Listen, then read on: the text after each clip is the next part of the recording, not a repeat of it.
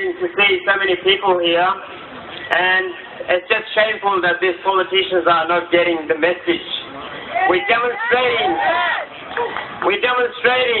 on a weekly basis, and again, these politicians, they're too busy with their games of who can win more votes.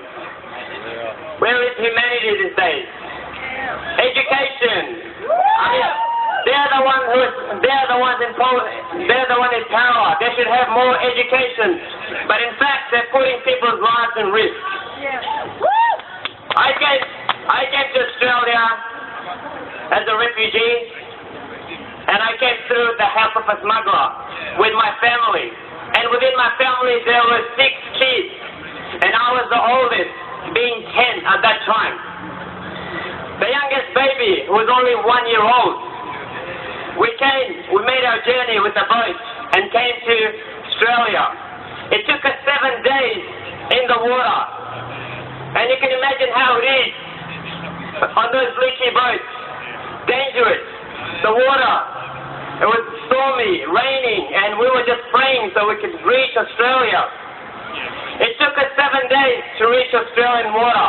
And once we reached Australian water, we were intercepted by the Navy ship of Australia telling us to go back. I mean, we risked our lives to come to Australia, and at the end they tell us to go back.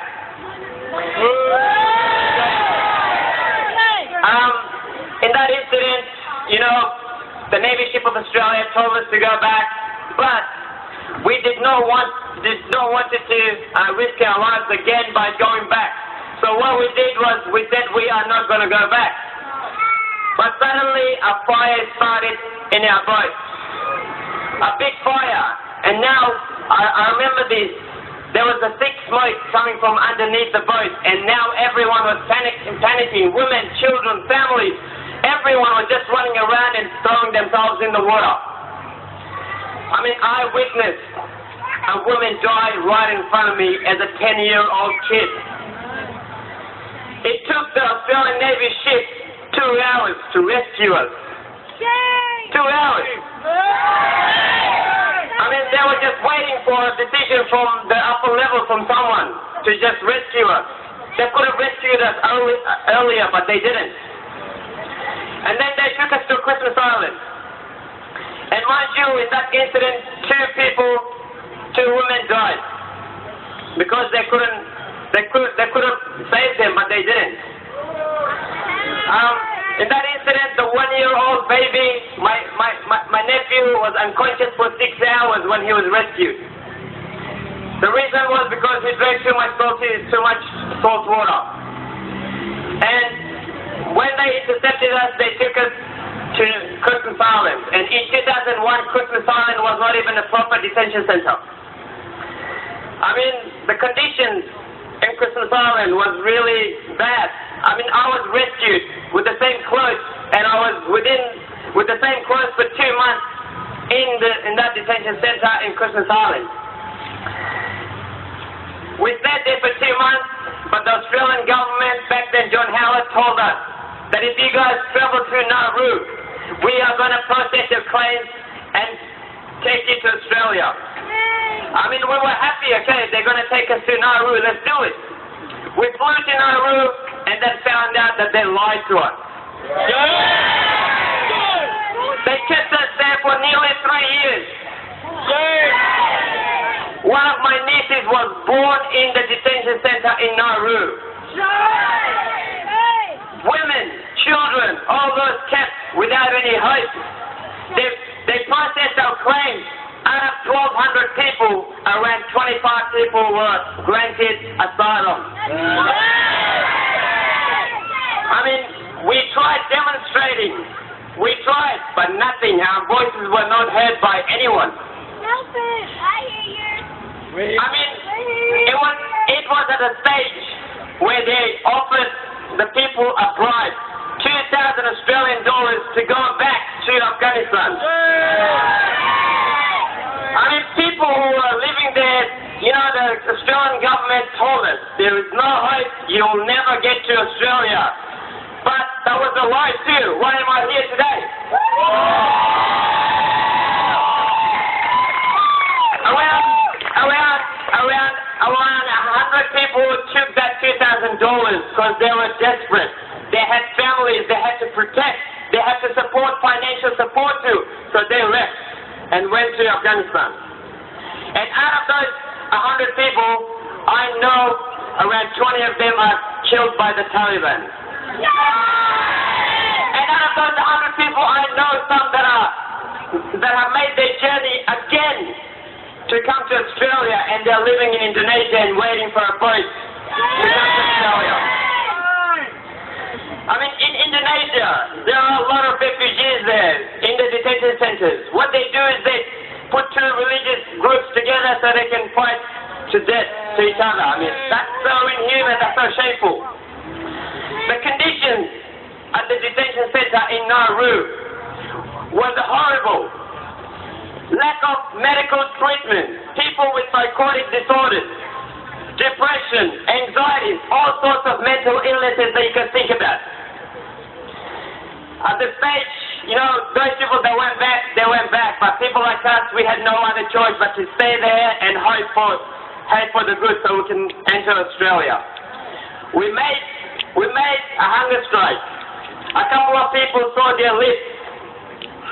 And the hunger strike went for 3 weeks. And every day people were just getting involved. More people would participate in the hunger strike. Even my own brother was in that hunger strike.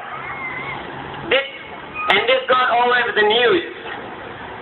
And out of nowhere, the Australian government decided to grant us asylum in Australia as a temporary protection visa.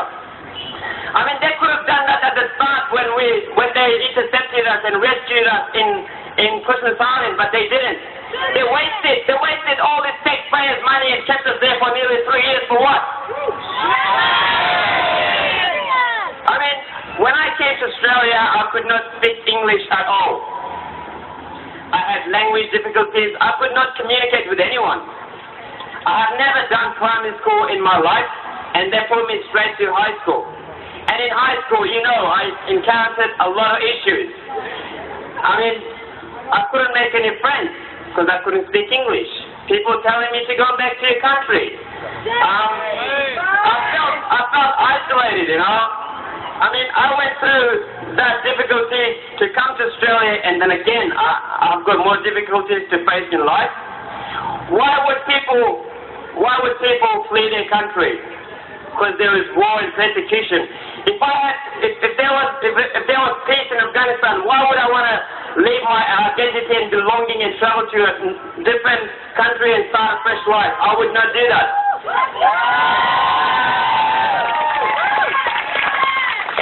And, you know, I had to ignore all those things. People tell me to go back to the country, all this, you know, I had to ignore it. And I made it my objective to learn English. And in year 12, I became one of the school captains. At the moment, currently, I'm studying a double degree in law and business. I've got my diploma, completed my diploma of interpreting, and I would be able to help others who come from Afghanistan. I mean, I'm just normal as you guys are, you know, we come here and we make a difference. And we make a difference. I mean, my country, Afghanistan, has nothing. It has given my people nothing except for pain and suffering. I mean, why is Australia and other nations around the world send their troops to Afghanistan? There's surely something going on there, yes? Whereas this government at the moment is denying that Afghanistan is safe and keeping all those in detention centers. Why? I mean, they're just playing this game. You know, they're in power and they're abusing their power. They should not do that. I mean, on Friday night, a bomb exploded in Quetta. 10 people died and over 30 people injured. This happens on a regular basis in Afghanistan and Pakistan. And the government, the Australian government, does not take that into consideration at all. They just ignore it. Being a Hazara, we have been targeted throughout the history. I mean, if we have to stay in Afghanistan, we either have to change our religion, our faith, or just die. If we go to Pakistan, there are target killings of Shias and Hazaras up there too. And then when we leave Afghanistan and Pakistan to come to Australia, they lock up us in a detention center. This is so inhuman. As an Australian citizen, I'm ashamed of what Tony Abbott and this current government is doing to these refugees.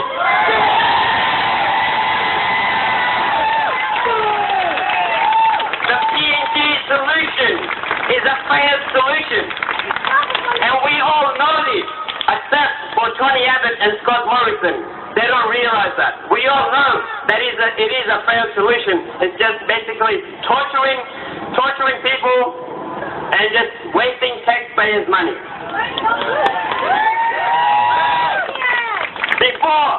Before sending people to Manus Island, we warned this government, please do not send them to Papua New Guinea, because we all know the rate of violence there, rape, they're really high there, but they still sent them there. And as the consequences and results, the murder of Riza Barati that happened on Manus Island, the attack on those innocent people. I mean, when are they going to learn from this? Until when are they going to be wasting taxpayers' money and killing innocent people? They should open their doors and welcome refugees. Australia should be a role model towards other nations, other countries around the world. But instead, what we do is we dump our responsibilities on other nations around the world.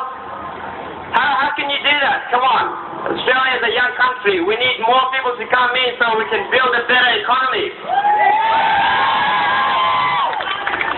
Let's not forget and remind Tony Abbott that this land belongs to the indigenous people of Australia. I mean, how did Tony Abbott get to Australia? Come on. Exactly, that's it. We've got to remind them. And remind them and teach them about humanity, justice, and unity.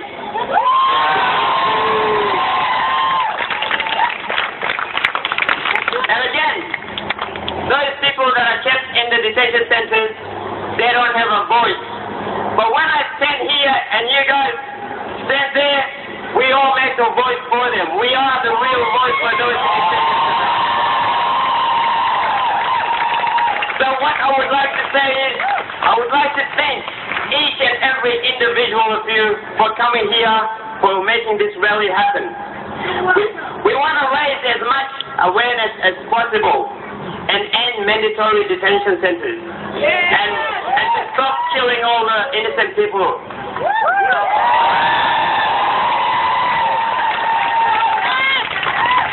There is a next rally coming up.